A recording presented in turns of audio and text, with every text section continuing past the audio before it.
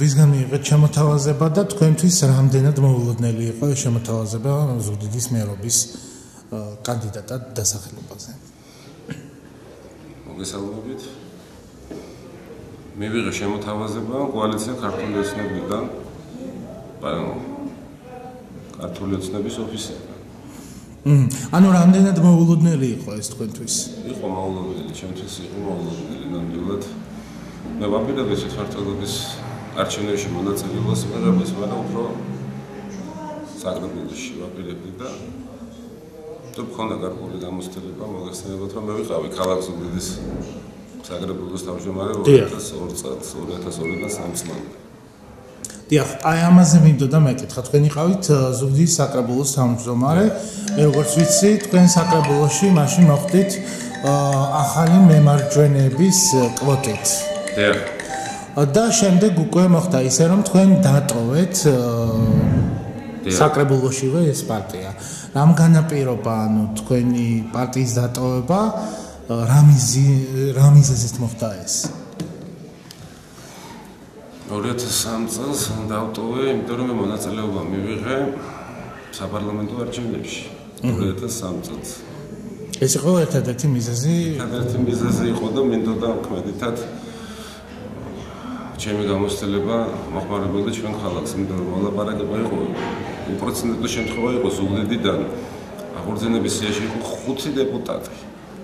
სამეგრელო ზემოსვანეთიდან 7 დეპუტატი და ცალსახად უკვე დაფიქსირებული ჰქონდა ჩვენ რომ გავდიოდით ცალკე და ჩამოყალიბება გვინდოდა სამეგრელოს ფრაქციის. 5 ვიყავით ჩვენ.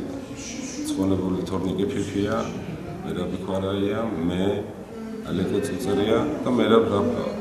კიდე გაგვემატებოდა სამეგრელოს დეპუტატები და ცალსახად გავდიოდით მაშინ და მე ასე მიმაჩნდა მაგ დროს რომ უფრო ქმედი დახმარებას აღმოუჩენდი ჩვენ კუთხეს. უფრო მეტი შესაძლებლობები გვექნებოდა დახმარება გაგვიწია ჩვენი მოსახლეობისთვის. ბატონო ირაკლი, თქვენ 2010 წლის 1 ოქტომბერს თუ არ ვცდები, დაგაპატიმრეს. რა მიზეზით დაგაპატიმრეს და ხომ არ უკავშირდებოდა ეს თქვენს ბიზნეს საქმიანობას? უკავშირდება ხარ. იმ პერიოდში დამაკავეს მე 2010 წლის 1 ოქტომბერს დილის 3-ის ნახევარზე სპეცოპერაცია ჩატარდა 50 კაცს დაგვიცა თავს ოჯახში და თავისუფლად შეეძლოთ. დავიბარებდით და მე ასეთ გამცემი არ ვიყავი, მაგრამ ჭირდებოდა თამბად და იმ დროს მოგესალმებით როგორიც ეწოლა იყო ბიზნესებზე და რა ხდებოდა საერთოდ საქართველოში ხახი ისევ ხელახლა ახსნას არ დამიწყებ. ეს კონკრეტულად რომელ ბიზნეს საქმიანობას უკავშირდებოდა? ხო არ უკავშირდებოდა დავუშვათ საფოსტო ბანკს, სადაც არა მე საწოვის ბიზნესში ვიყავი და საკმაოდ აქტიურად საქმიანობდი მაშინ და სერიოზული ერთ-ერთი სერიოზული შეუტანა ვიყავი საწოვის სამეგრელოს რეგიონში.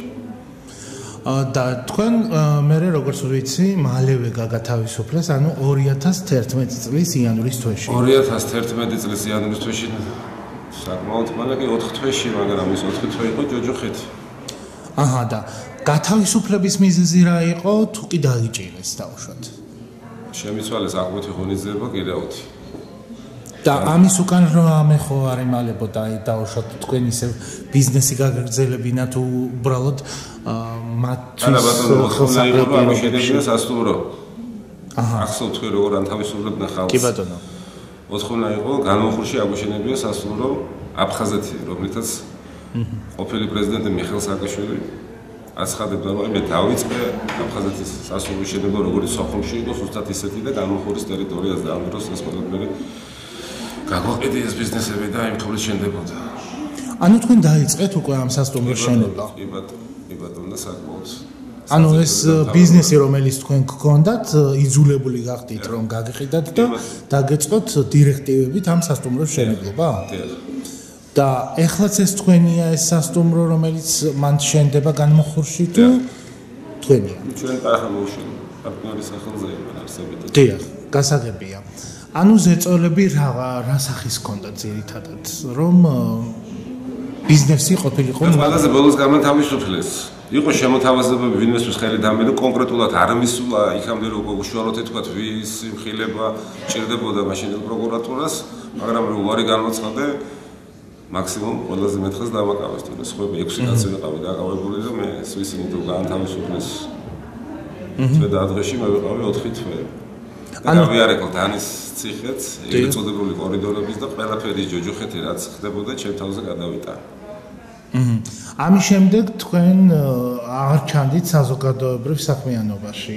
ესეც ხო არ იყო იმით გამპარობებული, რომ გიგრძელავდნენ, რომ უფრო აქტიური ყოფილიყო. აქტიური, იმიტომ რომ მე რო გამართა ჩემი სასამართლო მიმდინარეობდა წელიწად ნახევარი. და დასრულდა მხოლოდ არჩევნების შემდეგ. ესე იგი, სასამართლო გაიხსნა და ყოველთვის იყო შესაძლებლობა ჩემთან ერთად დაკავებული 6 პიროვნება მეორე დღესვე აქტიურობა რო გამომეჩინა, ეგრევე ციხეში აღმოჩინილებავით. ამიტომ მეტნაკლებად ამიტომ ეს თავს არიდებდით. ვარიდებდი ისე აქტიურად მაგაც წინააღმდეგ, მაგრამ მე ჩემს საქმეს ვაკეთებდი და ჯობდა ვიდრე ციხეში ყოფილიყავი, გარემ ეკეთებდი საქმე, რომელიც შეიძლება. რო არ წაეგო ნაციონალურ მოძრაობას, იმიტომ რომ ყველა რესურსიც ამოვწურეთ. ანუ ფიქრობთ რომ ისე ციხეში აღმოჩნდებოდი ალბათ. ასე ფიქრობთ, ხო? და კიდევ არის ერთი მომენტი. როგორც კი თქვენ წარგადგინეს მერობის კანდიდატად სოციალურ ქსელებში გაჩნდა თქვენი მხარდამჭერების დიდი რიცხვი და ასევე გამოჩნდნენ თქვენი მოწინააღმდეგეებიც.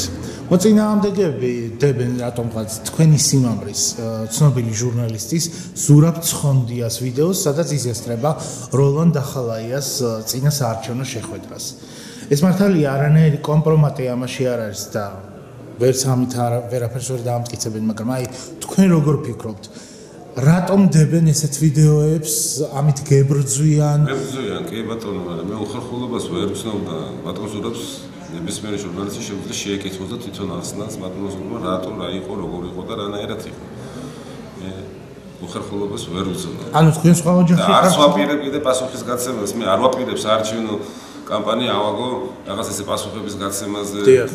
პოზიტივზე მინდა ავაგო საერთოდ და მოვეფერო ჩემს ამოჩენილს და ისედაც ეს სტრესული მდგომარეობით დაღლილია უკვე ხალხი და კომენტარიც არ მინდა გავაკეთო ის რაც ფეისბუქზე აღმოჩნდა. და ბატონო ირაკლი, გადავიდეთ უკვე შემდეგ ეტაპზე. თქვენ უკვე მერობის კანდიდატი ხართ. თქვენ გეკნებათ თქვენი სტრატეგია, თქვენი პროგრამა, აი ეს თქვენი ძირითადი პრიორიტეტი რა არის? პრიორიტეტები შეიძლება ახლა ვთქვათ, რომ პროგრამის წარდგენა ცოტა მოგვიანებით იქნება და მაგრამ კონკრეტულად ზოგადად მაინც შეიძლება ერთი მესეჯი ესე კონკრეტულად ვთქვათ, რაც ვაპირებ. ზუგდიდი ჩემთვის საყვარელი ქალაქია და მაჯის თემას ვცნობ იმ ტკივილებს, იმ პრობლემებს, რომელიც ზუგდიდში არსებობს. რომ გადავწყვიტე კიდე, იმიტომ მე ხარ აქ კენჭი, იმიტომ რომ მე მოგახსენეთ რომ 2002 წელს 2003 წელს ქალაქ ზუგდიდის საკრებულოს თავმჯდომარე ვიყავი, მაგრამ მაშინ ცოტა ხანს გავუსწრებ, რომ მაშინ ბიუჯეტის არ შესრულდებოდა, ზუგდიდი იყო რაიონში შემავალი ქალაქი და მთლიანად ბიუჯეტი იყო 550,000 ლარი. აქედან გახსოვთ იმ პერიოდში ბიუჯეტის შესრულება უჭირდა სახელმწიფოს და სრულდებოდა 50-55%. 250,000 ლარით გაყავი 12 თვეზე და არ ეკითხეთ ფასები გამგვიბი საკრებულოში დასუფთავებად რა უნდა გაგვეკეთებია. ამიტომ დაუკმაყოფილების ნობა დამჭა, გამომყვა. ეხლა არის იმის შესაძლებლობა, ახალი მთავრობა, შეიცვალა მიდგომები. ახალი თვითმმართველობის კანონი მიიღეს, რომელიც დემოკრატიის ახალ ეტაპზე გავიდა საქართველოს და აქედან გამომდინარე ამისდა რომ ჩემი ცოდნა გამოცდილება ჩემი სამეგობროთა და ჩემი ბიზნეს პარტნიორები ყველაფერი ეს მოვახმარო ზუგდიდს, იმიტომ რომ ძალიან კარგად ვიცი ის პრობლემები, რომელიც აგროვებულია ზუგდიდში და ეტაპობრივად როგორ უნდა გადაწყდეს, იმიტომ რომ ხა უცებ ჩვენ გავიმარჯვებთ და ერთად არა, უნდა ვისწავლოთ რომ ყველა მავიღოთ პასუხისმგებლობა ჩვენ ქალაქზე. თუ ერთად არ დავდექით და მონაწილეობა არ მივიღეთ ჩვენი ქალაქი, ჩვენი ქვეყნის აღშენილობის საქმეში, მაშინ არაფერი არ გამოვა. ირაკლი გოგო ხია მარტო არა, ჩვენ ყველა ერთად. აირჩიო ნიშნავს თვითონაც მართო. აირჩიო ნიშნავს თვითონაც აკონტროლო. ამიტომ ყველა ერთად უნდა დავდგე და ერთად ავაშენოთ საქართველოს. მე მინდა ჩემს გამომჩევლებს, ჩემს მომხრეებს უთხრა ვისთვისაც ღირებულია დემოკრატიული პრინციპები, ვისთვისაც ღირებულია კანონის უზენაესობა, თავისუფლება, თანასწორობა, ზუგდიდის სიყვარული, ზუგდიდის პატივისცემა შემოხაზოს და ხმამისცეს მთლიანად ქართული ოცნების კანდიდატებს და შემოხაზოს 51. იმიტომ რომ ჩვენ გავიმარჯვებთ და თქვენთან ერთად უპატრონებთ ქალაქს. ჩვენ გავიმარჯვებთ და თქვენთან ერთად ვიზრუნებთ ზუგდიდს. რამდენად გაქვთ გამარჯვების იმედი? ეჭვი რომ ეპარებოდეს ჩვენ ერთად ახლა აქ ინტერვიუს არ შევწევთ. დიახ. და რომ შეიცვალა მდგომარეობა მთლიანად საქართველოში, ისევ ჩვენ ახლა თქვენ ინტერვიუს მართმევთ და აქედან გამომდინარე მე არ ვიქნებოდი არანაირად. ანუ არ წახვიდოდით ამ შემოთავაზებას. საშუალებაც არ იქნებოდა. იმდენად შეიცვალა სიტუაცია საქართველოში. ჩვენ ერთად უნდა ვიზრუნოთ ზუგდიდზე ყველამ ერთად. გასაგებია. ეს არის ჩემი მთავარი გზავნილი ჩემს საყვარელ ზუგდიდთან. და მაინც ბოლოს ზუგდიდელებს თქვენ უკვე მიმართეთ. რას ეტყოდით კონკურენტებს და ასევე იმ ხალხს, რომლებიც თვლიან, რომ შენ ოპოზიციაში გიდგანან. ანუ ხომ არ ეტყოდით, რომ უფრო კონსტრუქციულები იყვნენ? ნამდვილად მე აღვნიშნე, რომ ჩემი საარჩევნო კამპანია იქნება აგებული პოზიტივზე. ჩვენ ყველა ვართ ზუგდიდის შვილები. ყველა ერთმანეთს ვიცნობთ. გვაქვს ნათესაობა ზოგიერთთან, ნათლი მირონით. სხვადასხვა აზრზე დგევართ, სხვადასხვა პლატფორმაზე ვართ, მაგრამ ვიყვარს ქალაქი და ვიცით პატრიოტიზმი. დავანახოთ მთელ საქართველოს, რომ ჩვენ პირველ რიგში ჩვენ ქალაქს ვსვენთ პატრიოტიზმს და ჩვენი ქალაქი გვიყვარს და ჩვენი მოსახლეობა, ჩვენი თანახმადნი.